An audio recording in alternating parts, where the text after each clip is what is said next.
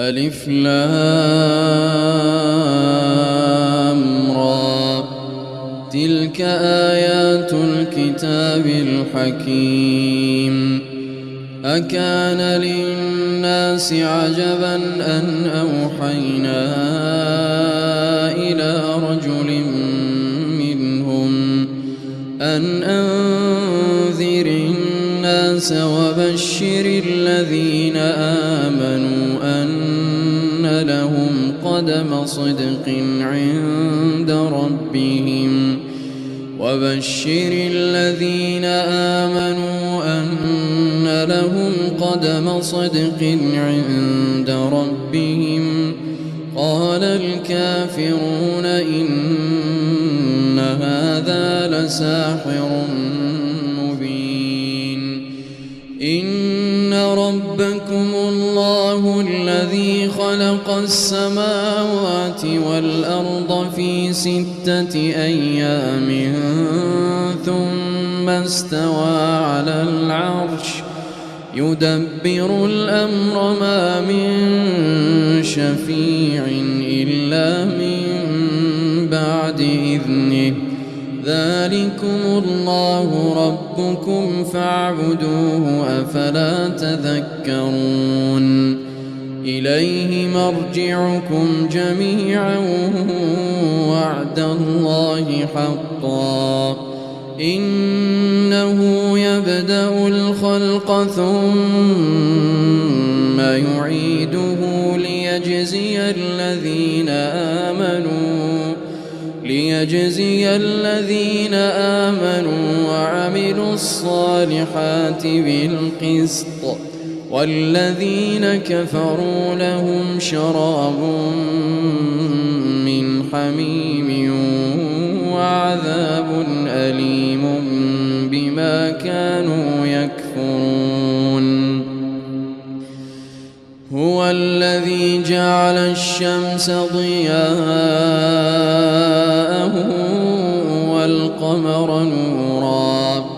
وقدره منازل لتعلموا عدد السنين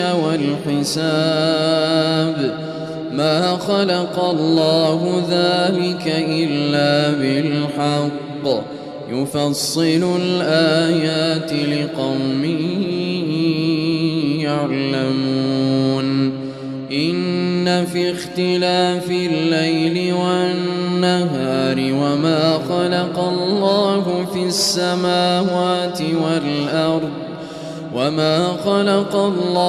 في السماوات والأرض لآيات لقوم يتقون.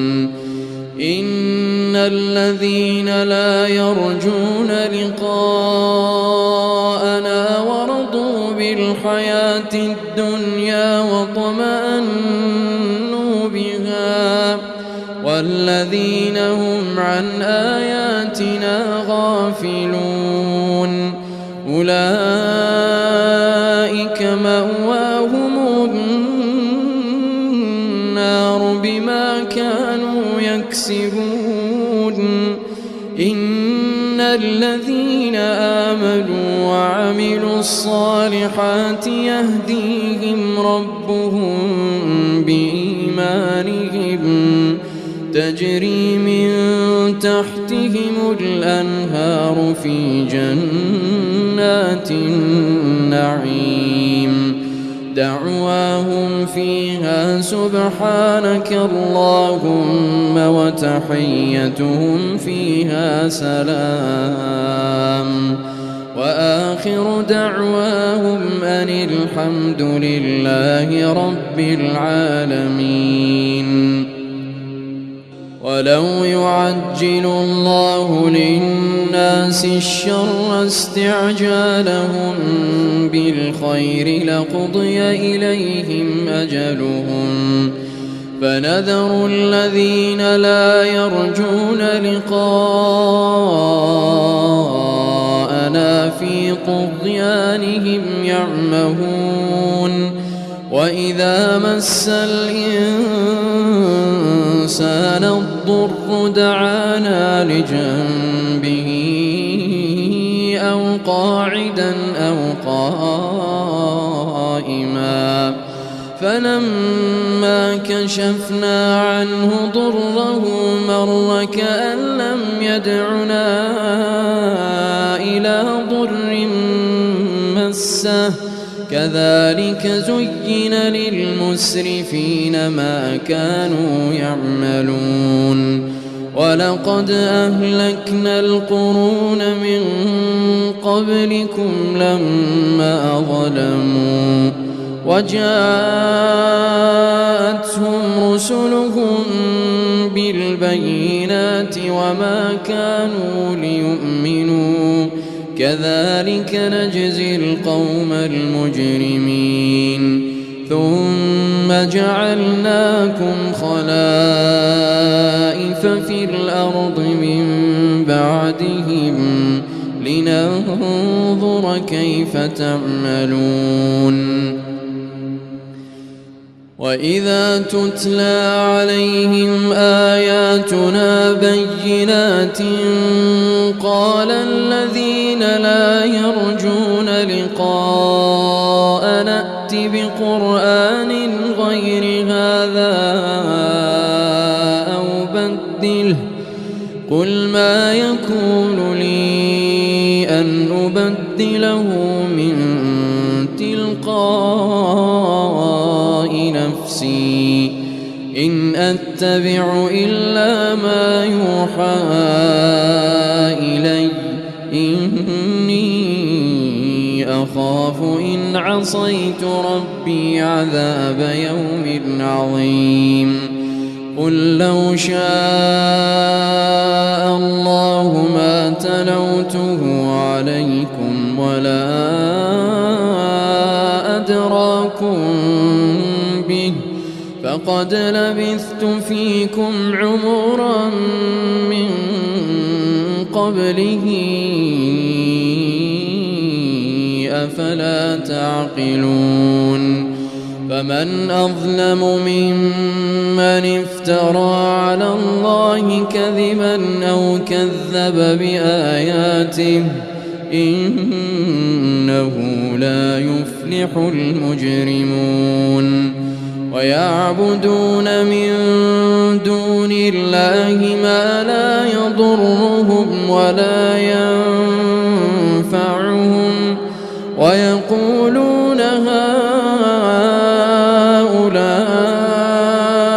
شفعاؤنا عند الله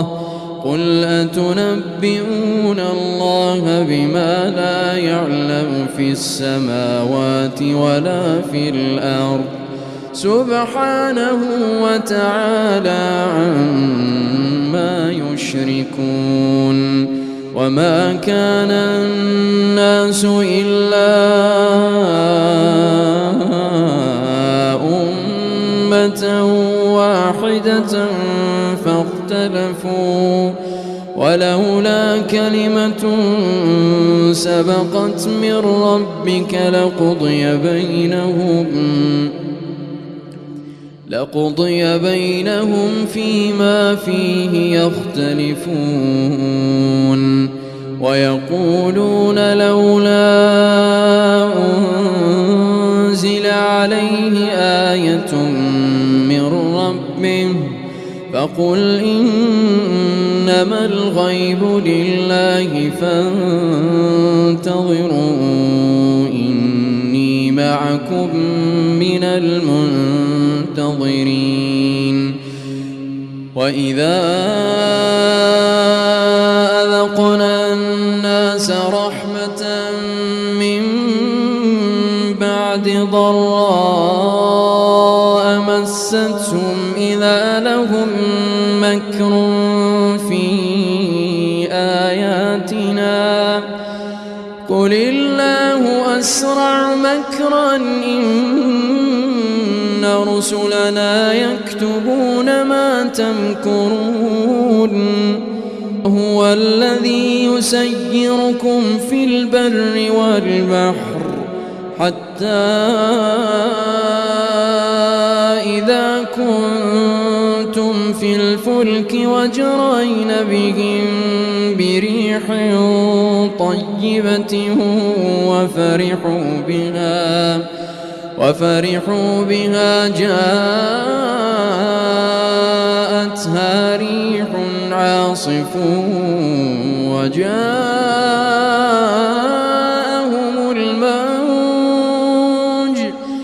وجاءهم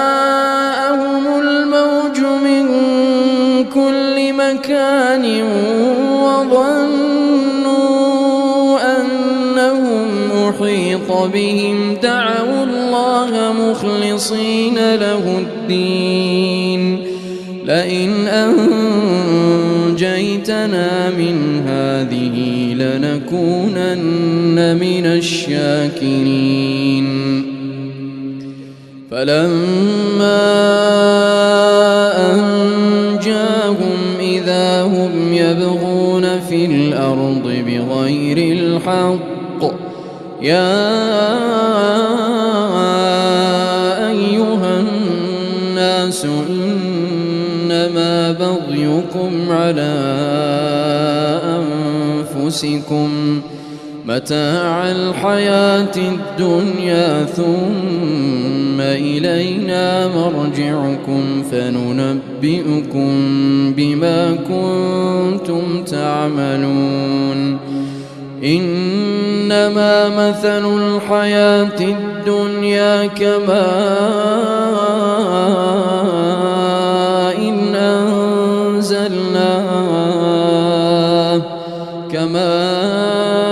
إن أنزلناه من السماء فاختلط به نبات الأرض مما يأكل الناس والأنعام حتى إذا أخذت الأرض زخرفها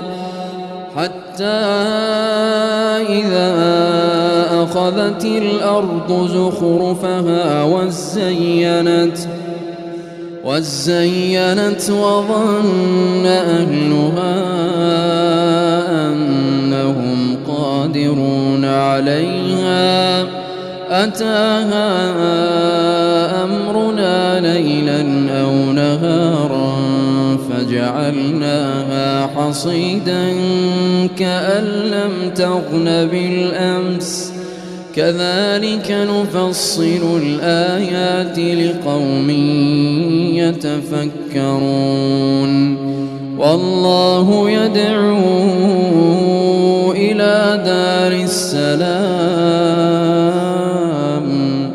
ويهدي من يشاء إلى صراط مستقيم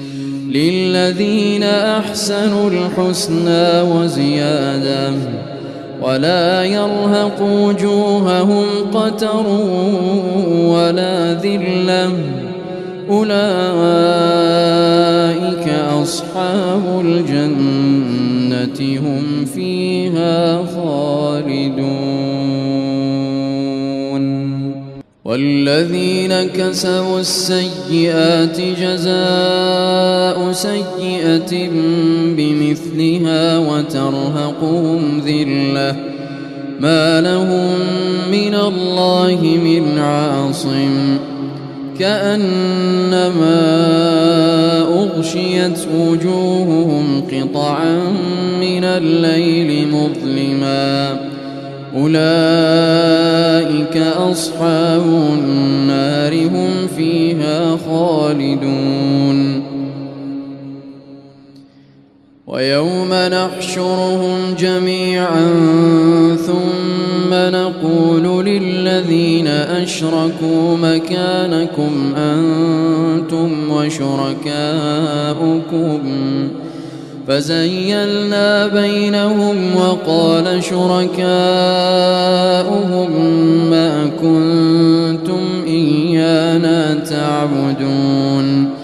فكفى بالله شهيدا بيننا وبينكم إن كنا عن عبادتكم لغافلين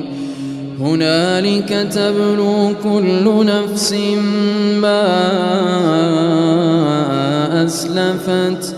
وردوا إلى الله مولاهم الحق وضل عنهم ما كانوا يفترون قل من يرزقكم من السماء والأرض أمن يملك السمع والأبصار ومن يخرج الحي من الميت ويخرج الميت من الحي ومن يدبر الأمر فسيقولون الله فقل أفلا تتقون فذلكم الله ربكم الحق فماذا بعد الحق إلا الضلال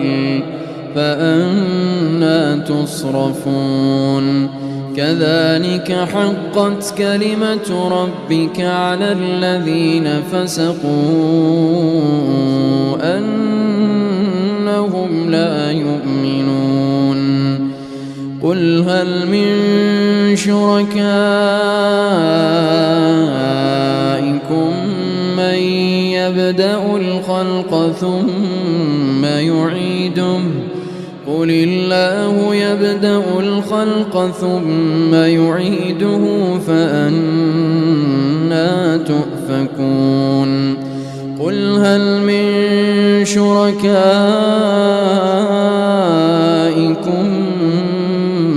من يهدي إلى الحق قل الله يهدي للحق أفمن يهدي إلى الحق أحق أن يتبع أم من لا يهدي إلا أن يهدى فما لكم كيف تحكمون وما يتبع أكثرهم إلا ظنا إن الظن لا يغني من الحق شيئا إن الله عليم بما يفعلون وما كان هذا القرآن أن يفترى من دون الله ولكن تصديق الذي بين يديه وتفصيل الكتاب لا ريب فيه من رب العالمين أم يقولون افتراه قل فأتوا بسورة مثله وادعوا من استطعتم من دون الله إن كنتم صادقين بل كذبوا بما لم يحيطوا بعلمه ولما يأتهم تأويله كذلك كذب الذين من قبلهم فانظر كيف كان عاقبة الظالمين ومنهم من يؤمن به ومنهم من لا يؤمن به وربك أعلم بالمفسدين وإن كذبوك فقل لي عملي ولكم عملكم أنتم بريئون مما أعمل وأنا بريء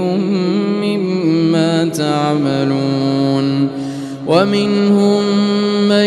يستمعون إليك أفأنت تسمع الصم ولو كانوا لا يعقلون ومنهم من ينظر ينظر إليك أفأنت تهدي العمي ولو كانوا لا يبصرون إن الله لا يظلم الناس شيئا ولكن الناس أنفسهم يظلمون ويوم يحشرهم كأن لم يلبثوا إلا ساعة من النهار يتعارفون بينهم قد خسر الذين كذبوا بلقاء الله وما كانوا مهتدين وإما نرينك بعض الذي نعدهم أو نتوفينك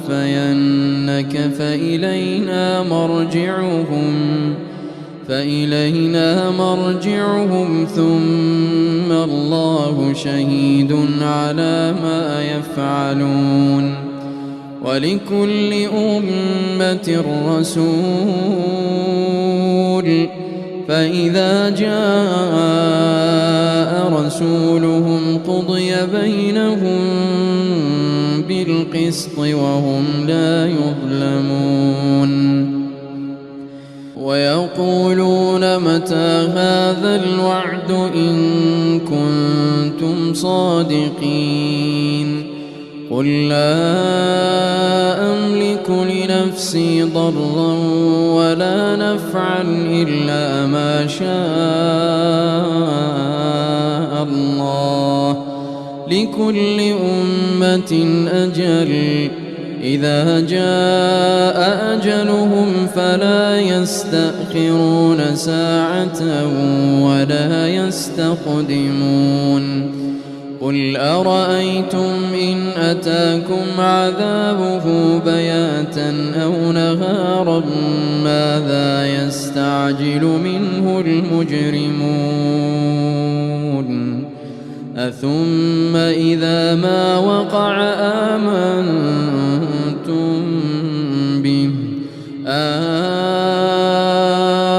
الآن وقد كنتم به تستعجلون ثم قيل للذين ظلموا ذوقوا عذاب الخلد هل تجزون إلا بما كنتم تكسبون ويستنبئونك أحق هو قل إي وربي إنه لحق وما أنتم بمعجزين ولو أن لكل نفس ظلمت ما في الأرض لافتدت به وأسروا الندامة لما رأوا العذاب وقضي بينهم بالقسط وهم لا يظلمون ألا إن لله ما في السماوات والأرض ألا إن وعد الله حق ولكن أكثرهم لا يعلمون هو يحيي ويميت وإليه ترجعون يا أيها الناس قد جاءتكم موعظة من ربكم وشفاء لما في الصدور وهدى ورحمة للمؤمنين قل بفضل الله وبرحمته فبذلك فليفرحوا هو خير مما يجمعون قل أرأيتم ما أنزل الله لكم من رزق جعلتم منه حراما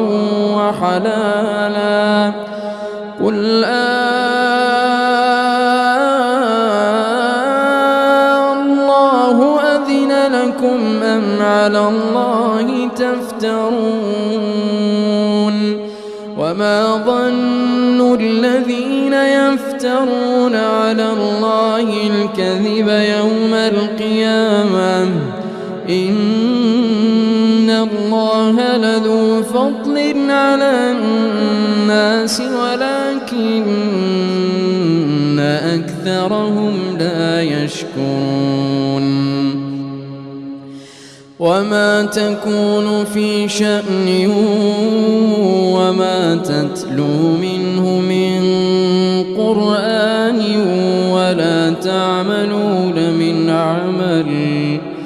ولا تعملون من عمل إلا كنا عليكم شهودا إذ تفيضون فيه وما يعزب عن ربك من مثقال ذرة في الأرض ولا في السماء ولا أصغر من ذلك ولا أكبر إلا في كتاب مبين ألا إن أولياء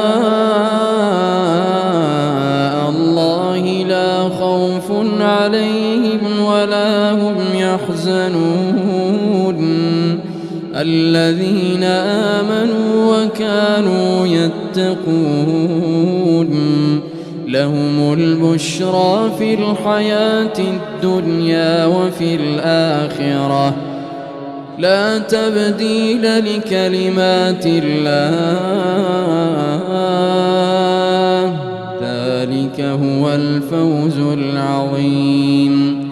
ولا يحزنك قولهم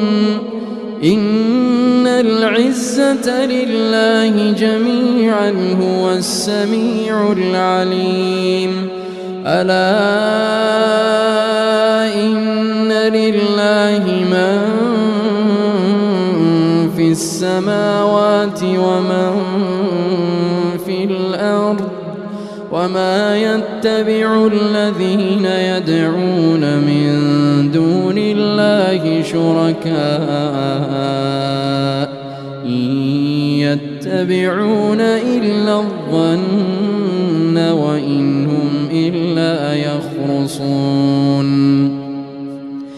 هو الذي جعل لكم الليل لتسكنوا فيه والنهار مبصرا إن في ذلك لآيات لقوم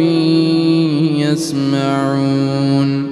قالوا اتخذ الله ولدا سبحانه هو الغني له ما في السماوات وما في الأرض إن عندكم من سلطان بهذا أتقولون على الله ما لا تعلمون قل إن الذين يفترون على الله الكذب لا يفلحون متاع في الدنيا ثم إلينا مرجعهم ثم نذيقهم العذاب الشديد بما كانوا يكفرون واتل عليهم نبأ نوح إذ قال لقومه يا قوم إن كان كبر عليكم مقامي وتذكيري بآيات الله فعلى الله توكلت فأجمعوا أمركم ثم لا يكن أمركم عليكم غمة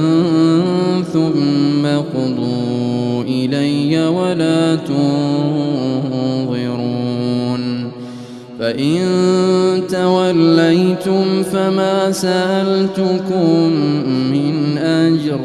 إن أجري إلا على الله وأمرت أن أكون من المسلمين فكذبوه فنجيناه ومن معه في الفلك وجعلناهم خلائف وأغرقنا الذين كذبوا بآياتنا فانظر كيف كان عاقبة المنذرين ثم بعثنا من بعده رسلا إلى قومهم فجاءوهم بالبينات فما كانوا ليؤمنوا بما كذبوا به من قبل كذلك نطبع على قلوب المعتدين ثم بعثنا من بعدهم موسى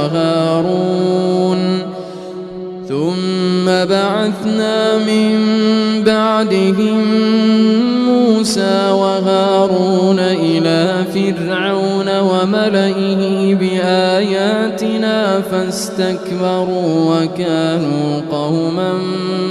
مجرمين فلما جاءهم الحق من عندنا قالوا إن هذا لسحر مبين قال موسى أتقولون للحق لما جاءكم أسحر هذا ولا يفلح الساحرون قالوا أجئتنا لتلفتنا عما وجدنا عليه آباءنا وتكون لكما الكبرياء في الأرض وما نحن لكما بمؤمنين وقال فرعون ائتوني بكل ساحر عليم فلما جاء السحرة قال لهم موسى ألقوا ما أنتم ملقون فلما ألقوا قال موسى ما جئتم به السحر إن الله سيبطله إن الله لا يصلح عمل المفسدين ويحق الله الحق بكلماته ولو كره المجرمون فما آمن لموسى إلا ذرية من قومه على خوف من